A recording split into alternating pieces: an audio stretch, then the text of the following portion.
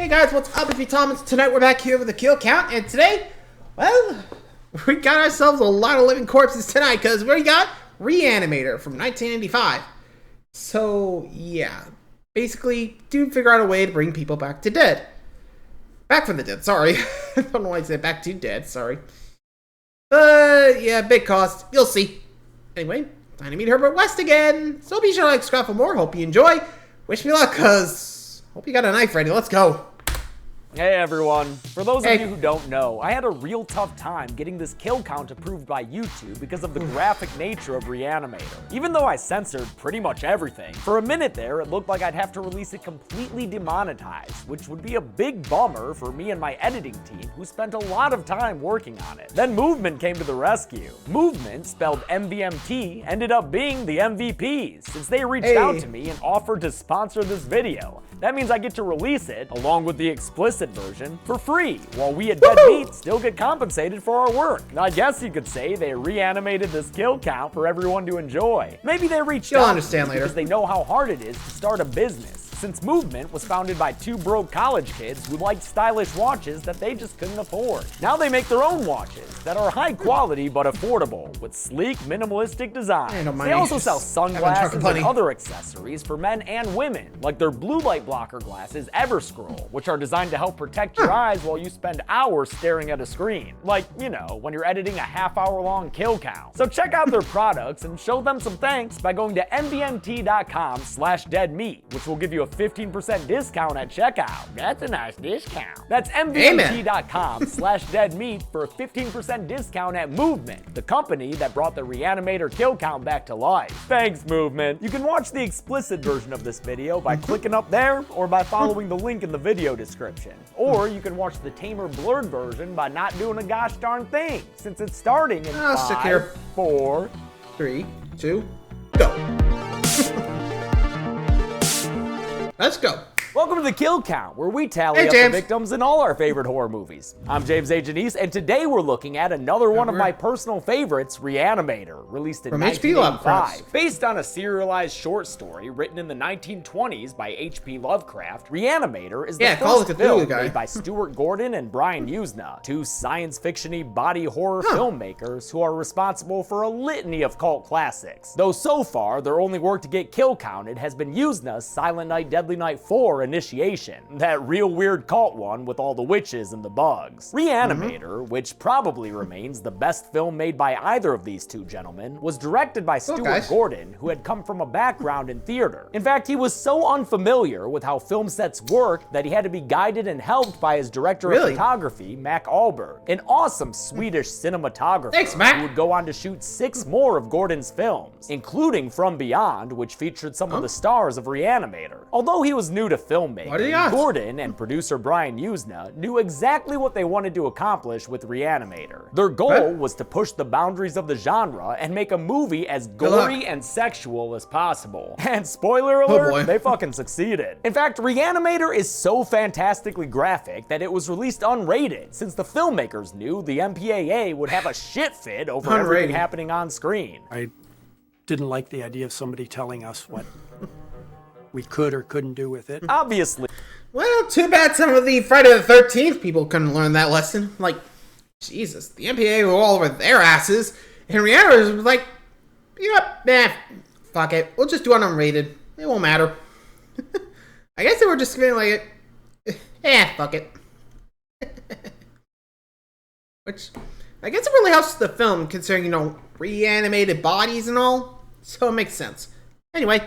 That means I'll have to censor a bunch of stuff to appease the YouTube gods, but seriously, go watch this movie if you've never seen it and you want to see all the gore. You will not be disappointed. And it's not just the gore that makes this movie one of my favorites. It's also the pitch black comedy that I find absolutely hilarious. And the comedy doesn't come from a script that's trying to be funny either. It owes more to the incredible cast and the way they play their characters with the perfect amount of camp. Gordon cast a bunch of theater actors in these roles, and every everyone does a fantastic job. The three leads in particular have standout chemistry, with Bruce Abbott portraying an idealistic but naive leading man in Dan Cain, and Barbara Crampton giving a ton of strength and intelligence to Megan Halsey, a role that could have easily been a forgettable and powerless girlfriend character. But it's Jeffrey Combs as the brilliant but arrogant anti-hero Herbert West who steals the show. Combs plays West with perfect B-movie camp, and would reprise the role for this movie's two sequels, Bride of Reanimator and Beyond Reanimator, which we'll be looking at over the next couple of weeks. And although this is his first time on the kill count, Mr. Combs will not be a stranger to horror and sci-fi fans, having performed lead and cameo roles in a ridiculous number of horror films, as well as various characters throughout multiple Star Trek series. I also have a personal story I like to tell about Jeffrey Combs. When I was 16 years old, I went to Motor City Comic Con in Detroit, and although I had no money for an autograph or a picture, Jeff was happy to take a photo with me free of charge. I told him this story when I met him again 14 years later at Texas Frightmare, where he was just as courteous and sharp-witted as ever. It's an interaction that's always stuck with me, and I'm really grateful to have had it. But as we'll see, Herbert West is not the genial guy that Jeffrey Combs is. He's out to find the secret of reversing death and will stop at literally nothing to perfect his experiments. He's the ultimate uncompromising mad scientist who corrupts everyone and everything around him. And man, is it a delight to watch him weasel his way out of every sticky situation he ends up causing for himself. Those situations invariably involve lots of blood and naked zombies. And as far as the zombies go, for this series I'm gonna try and count the reanimated beings as separate kills if they die. My reasoning is that even if we already counted a kill when their original life ended, West's reagent gives them a new life, one that can be newly counted if they're killed again. I'll probably end up regretting that decision though. How many bodies, fresh or reanimated, will we see drop dead in Reanimator? Let's find out and get to the kills.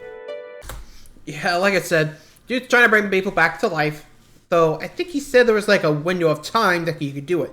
If not, bye-bye. You'll see what I mean in a minute. But yeah, there's a reason why people have steps and safety guidelines. Otherwise, they turn out like Herbert West here, just doing whatever he wanted. You'll see how bad it gets, so without any further ado, let's check out Herbert's quest to find the revival agent. Let's go! I got nothing else really.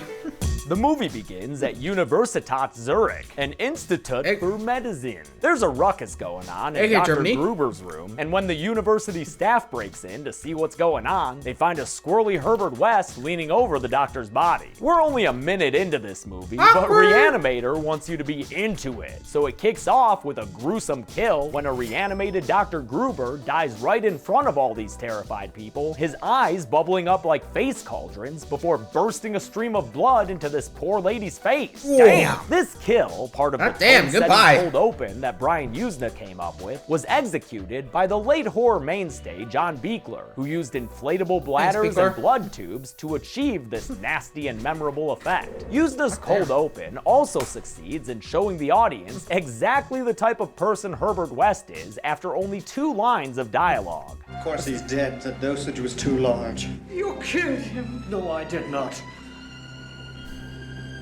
I gave him life. And some glow sticks gave life to this title card. Hey, wasn't that guy like super racist? The opening credits, which were designed by Robert Dawson, who would go on to make pretty much all of Tim Burton's opening credits, feature a bunch of neon science diagrams and a motherfucking bop of a theme, composed by Richard Band and performed by the Rome Philharmonic.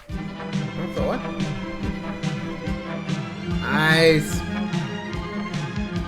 No, you're not hearing things. It is basically Bernard Herrmann's Psycho theme with an added disco flair. Apparently some people have gotten upset about this, but Richard Band has always acknowledged that he purposefully used that music as a base to build this theme upon. That was not something I was trying to hide. It was just the opposite. I wanted to make it so obvious that everybody would go, wow, what is this? I think it's awesome, especially the original additions that Band wrote, like this bitch and oboe part. It's actually not that bad, I gotta give you credit. At Miskatonic Med School in Arkham, Massachusetts, med student Handsome Dan Cain tries to resuscitate a patient, even though his fellow attendant, Dr. Herod, played by Stuart Gordon's wife and co-worker, Carolyn Purdy Gordon, tells him it's too late. She's gone. She's right, of course, and despite Dan's persistence, he's unable to prevent the woman from dying. She just needs a little more time for the drugs to circulate. Dude, if you're looking for drugs for the dead, Too late. I've got the perfect creepy scientist for you to meet. Oh, and here he is now. There he is. Hey, Herbert, how'd you get in the here? Hospital's morgue, which, yeah, has a bunch of dead bodies in it, but they were dead before this movie's story began, so I won't be counting them, unless they get reanimated and then killed again, no matter how handsy they are while dead. Also, fun fact, to help his actors prepare for their roles, Stuart Gordon took them on a field trip to an actual morgue so they could see real dead bodies up close. It was very effective for all of them, especially Jeffrey Combs. When you see a dead body, it is a dead thing, and it makes you I'll be real, I'd be a little nervous. Magical this idea is. How truly incredible. I'm not sure if that's the word I would use, but hey, to each their own. Introducing the young med students to each other is the dean of the school, Alan Halsey, who also introduces West to the school's top brain researcher, Dr. Carl Hill. But West already knows of and has no love for Dr. Hill. He claims that he's a plagiarist whose theories are outdated crap. And your support of the 12-minute limit on the life of the brainstem after death. 6 to 12 minutes, Mr. West. Herbert West. Turns out that Dan is not only the dean's favorite student, he's also engaged to the dean's daughter, Megan Halsey. No. No. Damn, handsy there, Dan. Huh. Yeah, and they make wow, that was a cut. At least until Dan's cat Rufus tells him to knock it off. Megan Halsey is played by Barbara Crampton, star of 1,000 horror movies, including Chopping Mall and You're Next. And this is probably her most well-known film. She and Dan giggle around and start up a mean game of Ghost Sheep Gon' Get Ya until they're interrupted by Herbert West, who's here inquiring about Dan's room for rent. They let West inside, and after one look at the building's basement, he's champing at the bit to move in. Megan's weirdo senses go off, and she asks West why he left Switzerland in the first place. There was no more I could learn there. But there ain't nothing weird about that wad of cash he hands over, so Dan the man agrees to make Herbert his new roomie. The next day, during a... Honestly, I would be like, okay, don't touch my stuff, I won't touch your stuff, just knock it off. Gotta set some boundaries, man. Like, I don't know, like I said, jumped on it really, really quick. Also, probably do some research on the guy. Anyway, I think we got a medical lesson coming up. Dr. Hill revels in this movie's gore effects, which, in addition to John Carl Buechler, were also created by John Nolan and Anthony Dublin. Stuart Gordon had them research anatomy textbooks and dissection manuals in order to accomplish the most medically accurate gore possible. And they did so using a number of techniques, including having a bald actor wear a fake hairpiece with a peelable scalp underneath. When Hill goes deeper below the skull, they swapped out the actor for a dummy with a hollowed out headpiece that they filled with an actual cow brain. I hate to admit this, but one of my big suppliers on this film was a local meat market. Hey man, do what you gotta do, as long as the meat place wasn't named Sawyer. Hill pointedly repeats to his class that the limit of life after brain death is 6 to 12 minutes. But West ain't gonna let that claim slide without some pencil heckling. Brain death brings about an irreversible conclusion. Joke's on you, West. Now what you gonna write with? Oh, another pencil. Joke's on me, I guess. Hill tries to continue his lesson, only to get interrupted by another snapback. So he dismisses the class and tells West to go shopping for school supplies. I suggest you get yourself a pen. David Gale, who Stuart Gordon compares to Boris Karloff in his appearance, doesn't get enough credit for his performance as Dr. Hill. He's a bad guy who's both authoritative and kinda creepy, like when he hits on Megan right in front of her father during a dinner together. Meg leaves this uncomfortable dinner for a study date at Dan's place, but she shoots down his attempts to study her because she's too creeped out about West living there now. I mean, the dude's so weird that even Dan's cat Rufus doesn't like him. Hey, where is that cat anyway? Could we get an extended, slightly out of focus scene where they look for him? Rufus? Also, I don't think cats respond to that. Rufus. Perfect. Maybe call for him Yeah, with more of a fun dog guy. nicknames too. Come on, you fat cat. Lucy's a fat cat too. Their cat scan Yeah, of the stick to dogs. apartment doesn't pick anything up, so Meg sneaks into West's room o' science to see if Rufus made his way in there. Ooh, here's the thing, Meg. I've got some good news. Let me and guess, some he bad is in there news for and ya. dead, The good news right? is that Rufus is in here. The bad news, well, it's pretty bad. West arrives and is immediately indignant at this invasion of privacy, even though Meg had some pretty probable cause to go looking there. Really gonna check that kitty paw stand? The poor thing is obviously dead. Aren't you studying to be a doctor? What happened? Megan accuses Herbert West of murder, but West claims that Rufus was dead when he found him and that he was going to inform Dan later. You couldn't call or write a note. I was busy pushing bodies around, as you well know, and what would a note say, Dan? Cat dead, details later? In fact, Dan does learn details later. Later that night, after being awoken by some crazy meowing, he follows the noises to the basement, and after a crash entrance down the stairs, he's greeted by a panicked Herbert West with an angry cat stuck to his back. This scene is a classic one, with the two of them cat hunting while the basement's only light swings around like a brave little toaster character. Normally, I'm not too fond of violence against cats being played Lucy, for look laughs, away! but it helps that this cat sad. is so obviously fake. I mean, for most of the shots, there's no actual cat on screen. And when it finally does jump out, it's such an insane looking puppet that I can't get too upset about Dan pitching it into the wall. Whew, things got pretty crazy there, Dan, but I think you put him down. Yay. Hey, not funny, dude. Bro. Really? Okay, I guess it was a little funny. West shows Kane. That's okay, start talking, motherfucker. What'd you do? 12-minute time limit of brain death. Now he wants Dan's help to finish his research. We can defeat death. Kane tries to argue that this is impossible, that maybe Rufus was never actually dead to begin with. But after verifying that Rufus is now 100% dead, West puts Dan's doubts to rest with a little bit of green juice and his friend, the scientific method. With just one dose of Herbert West's Dead Be Gone, Rufus is back in action. Kinda. Don't expect it to tango. It has a broken back. Yeah, looking much more like a mashed potato. It's impressive nonetheless, but this is not exactly the best time for Megan to be walking in. Oof, damn West, she saw the zombie cat dude. Yeah, Herbert, you're out. The little secret is out, man. Unless she and Dan can keep it a secret and not tell anyone. No, they're not gonna lie. Herbert West has affected reanimation in dead animal tissue.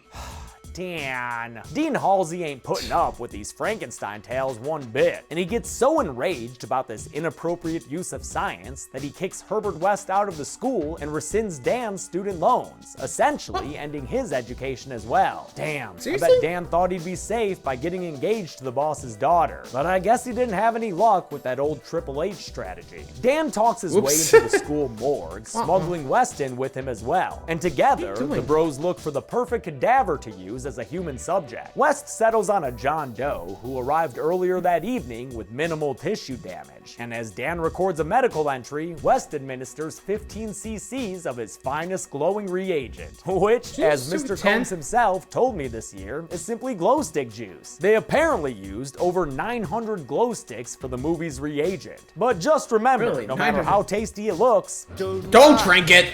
Drink it. Don't eat glow sticks. Not Kool-Aid. Nothing happened. Yeah, seriously. Like, if you're thinking they put, like, Kool-Aid in the glow sticks, like, you're nuts. Like, seriously. What? Why would you think that? Also, Dan, what are you doing? Like, no one's gonna believe you. Like, seriously? Ay, ay, ay. And you're wondering why he was putting in the basement. Like, anyway.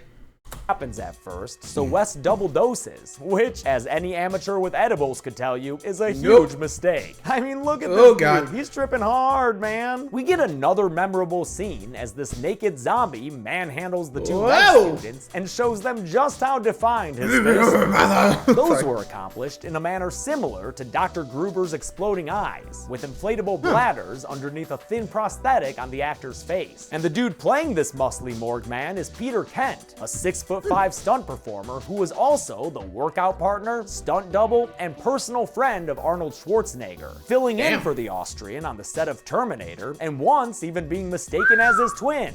Sorry, Arnie, but Danny DeVito's your bro. It's funnier that way. Dean Halsey shows up, having caught wind of Dan's morgue visit, but it only takes a minute for him to get trampled by the naked zombie man beneath a door. NZM ends up killing the Dean after some finger biting, a crucifix toss onto a table, and finally, a bunch of wall slamming. Herbert West comes to the rescue, kinda, with an electric bone saw that he uses to kill his reanimated creation, which, remember, I'll be counting, when he rams that saw straight through the zombie's back and out the front. This kill has always stuck with me, and it was done with a simple trick. They made a chest cast of Peter Kent's torso and then had makeup artist Anthony Dublin stick a fake bone saw with ground beef and a blood tube coming out of it through the prop chest while Jeffrey Combs and Kent stood behind it. Dan is appropriately impressed by the practical gore. Are you sure he's not traumatized from all what he's seen? Although things didn't go so well with the John Doe reanimation, West is eager to run another human trial. He'd probably been dead too long. It wasn't fresh enough. Well, good thing they've got the freshest corpse available right at their feet. Dan objects at first, but West bullies the handsome lad into helping him out. And before you can say ethically questionable, they're gearing up to raise the dead again. They inject Dean Halsey with the reagent, and 17 seconds later, that formerly dead dude opens his eyes and starts spitting out blood.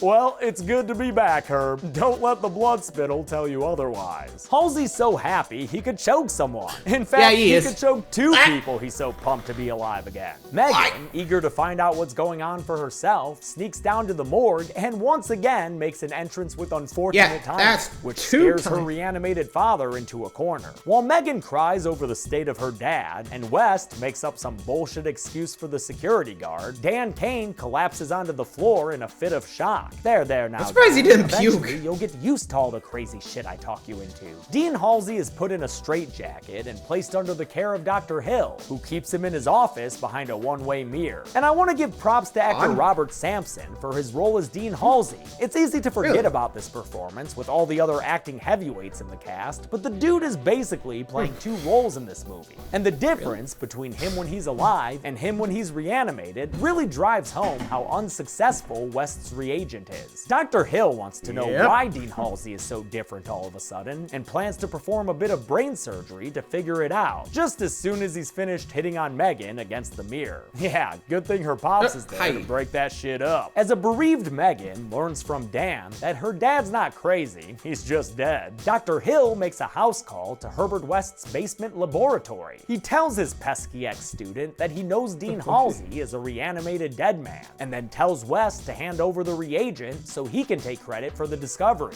Gotta say, Hill, this can't have been your best plan, man. You really want to mess with you're this really crazy doing it in the mofo? face. Because that's how you get a shovel to the dome, dude. After knocking him to the ground, Herbert West murders Dr. Carl Hill by means of a shovel decapitation. A brutal and drawn-out death that's accompanied by lots of squishy and scrapey sound effects. Despite having just killed a man, Herbert West doesn't think of himself as a murderer. He still thinks of himself as a scientist, and as such, he's about to science the hell out of that head by injecting it with his reagent. And hey, while he's at it, might as well inject the hell of his body with some life force too. After all, Parts. I've never done whole parts. his experiment works and Dr. Carl Hill's head comes to life, eager to have a hissy conversation wherein he's not quite able to pronounce any T sounds. Before Herbert can find out who Wes is, he's knocked out by Hill's headless body. Dan and Megan go to Dr. Hill's office so they can see her dad and try to figure out how to fix him. They end up discovering that Hill has been keeping a creeper folder on Megan, and has also been keeping himself busy by lobotomizing the reanimated Dean Halsey. Back home, West regains consciousness to find that his lab's been ransacked, and yet he's still alive, which seems a little weird to me. Why wouldn't Dr. Hill just kill Herbert West and end all this trouble troubles right there. Dan gets home Probably and the the formula? boys exchange info. West admits that he, whoops, killed and reanimated Dr. Hill, and Dan tells West that Hill has lobotomized Halsey and has been collecting Megan's keepsakes for creepsakes. Hill's got this weird file on her. He's full of napkins and hair. They make plans to stop that napkin collector, who's currently in his office rejuicing up his head. The scenes with Dr. Hill's head and body working together are another level of comedy, with Richard Band's jaunty score playing over the body's embarrassing clumsiness. It's also a lot of fun to watch them use a bunch of different techniques, 8 they claim, to portray the severed head. The most common one they used was having David Gale sit below a table with his head sticking out of a hole in a tray. To make it convincing, they glued some prosthetic severed skin to Gale's neck and covered it all up with fake blood. It made for some long and uncomfortable hours on set for David Gale, but apparently he never made any fuss about it. He was really a trooper about all that. Never complaining about it. And when we finished, he came up to me and he said, you know, Stuart, I want to thank you because this movie has reanimated me. Other techniques they used included a simple prop head for when it was picked up and carried, a basic animatronic head that was little more than a glorified hand puppet, and a fake torso with a hole in it that David Gale could stick his head through. When they needed to show his headless body walking around, they used the very simple technique of having another performer wear a black hood and duck his head down as low as possible while they shot him from behind at a low angle. With enough ingenuity, anything is possible. Hill begins to command Dean Halsey using mind control, and this telepathic ability is actually a leftover from a deleted side plot that showed Dr. Hill had hypnotic powers. Pain is dangerous. It's dangerous. It was written to explain why Dean Halsey turned on Dan so fast, and to later explain how Hill controls a bunch of reanimated zombies, but in the end they cut it, because they realized that stuff like that doesn't need an explanation. Don't need an explanation. That was a way to explain why he could control all these zombies. Well, as it turns out, who cares? The dark comedy continues as Hill makes his way to the morgue in a macabre disguise that somehow actually works on the security guard there. Damn, man, be better at your job. Break time. Break time? What? What do you call reading boudoir, dude? The film then employs even more gags for the severed head, including the ultra-simple stand just below the camera frame technique, as Hill and his body prepare to reanimate more bodies. Meanwhile, the mind-controlled reanimated Dean Halsey returns home to kidnap Megan away from Dan and take her back to the morgue. Once there, he sets her down next to Hill's head, and things get real uncomfortable real fast. I think I've always loved you. This whole scene is pretty intense and is one of the ways Gordon and Yuzna tried to push the envelope with this movie. But I believe that Barbara Crampton has said she was made to feel comfortable while shooting this scene, and she felt like she was in on the joke they were trying to make here. So that's definitely a real-life relief. Doesn't make it any less weird to watch though, as they try to pull off a quote-unquote visual pun. But before this head can become a cunning linguist, it's interrupted by Herbert West, who saves Megan, but also insults her in the process. Here you are, trysting with the bubble-headed co-ed. Listen, bud, I'm looking at two people in this movie's central relationship, and Megan is clearly not the bubble-headed one in it. What happened? And Barbara Crampton agrees. So I think she's a strong character, which I also liked. She's definitely not a bubble-headed co-ed. But even though Dan is kind of bubble-headed, I'm still a Dan fan, especially after he helps Megan out while the head scientist and his ex-student engage in a war of words. Who's going to believe a talking head? Get a job in a sideshow. But that talking head, that's why Dan has a Talking Heads poster in his room. Of fucking course. I just thought he recognized the genius of David Byrne like I do. Anyway, the Talking Head tells the psycho killer that he has a plan, which is thus.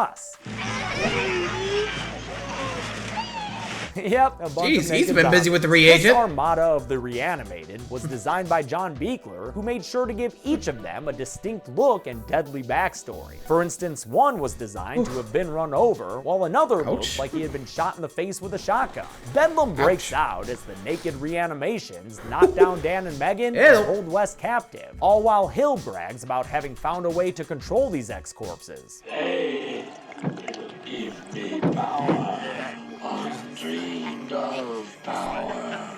unlimited power. This hectic scene was the last thing they shot, and it proved to be difficult for cinematographer Mac Albert to frame out all of the genitalia since they wanted to avoid any charges of pornography. The most important thing was not to show any frontal nudity, as it's called. He looked kind of distraught, and I went over to Mac. I said, Mac, you all right? It's the weenies. I see weenies. I got weenies wagging in my shop. I don't know how to make them go away. Well, these weenies... Traumatized by the weenies. I never thought I'd hear that. I'm sorry, it's just way too funny, you know? Still funny as hell, I'll give it that. Anyway, moving on, we're near the end. Home stretch time.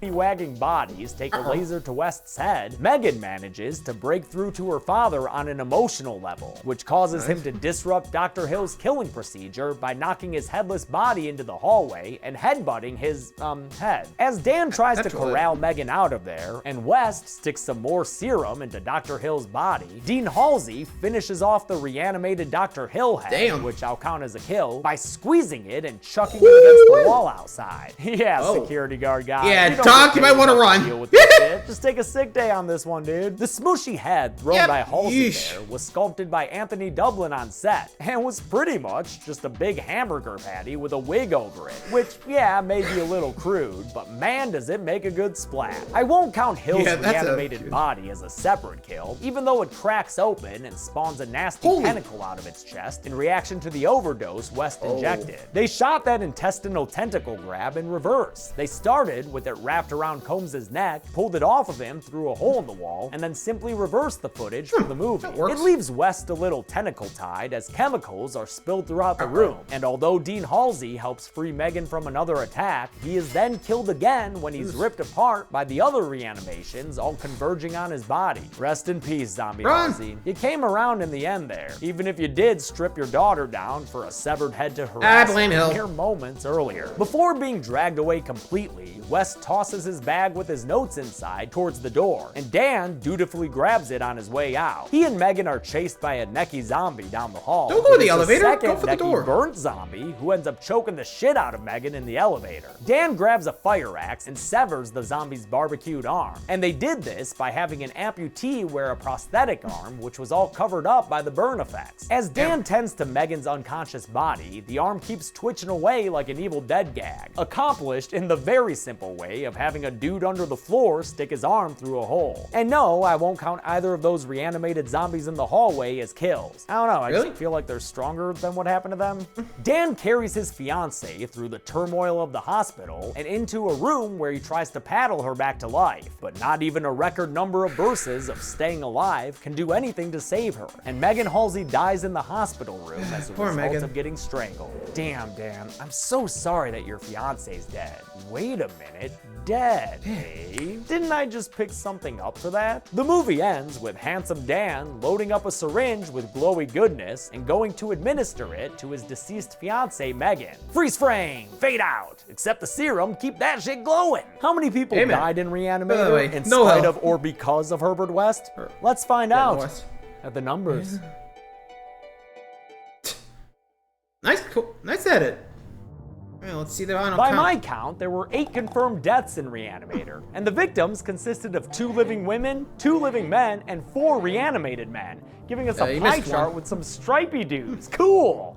With a runtime of 86 minutes, that left us with a kill on average every 10.75 minutes. I'll give the golden chainsaw for this kill to the reanimated morgue man. There are many good kills in this movie, but this one has always stuck with me the most. Just a naked zombie getting bone sawed through the back? What's not to love about that sentence? Dull machete for Ramus kill will go to the patient Dan loses right off the bat. Well, I'm not even fully comfortable putting on the count, but I guess it happened during the movie's runtime, so whatever. And that's it. Reanimator was shot in just 3 weeks and released unrated in 1985. It's a speedy little cult classic that delighted many a critic, including Roger Ebert and Pauline Kael. And if DP Mac Ahlberg is to be believed, it also impressed someone very special to me. I was doing a movie a few years ago where David Bowie was one of the actors, and David came over to me and said, Mac, I heard you shot Reanimator. That's my favorite movie. Wow, that is fucking awesome. David Take Bowie. it from me and David, it is definitely worth checking out. We'll look at the sequel, Bride of Reanimator, next week. But until then, I'm James A. Janice. This has been The Kill Count. Thanks a lot for watching. Well, I'll get to that soon, but I got Jason next to do. So, thanks for watching, everybody. Let me know what you guys think of The Reanimator. Until next time, like, subscribe for more. Adios.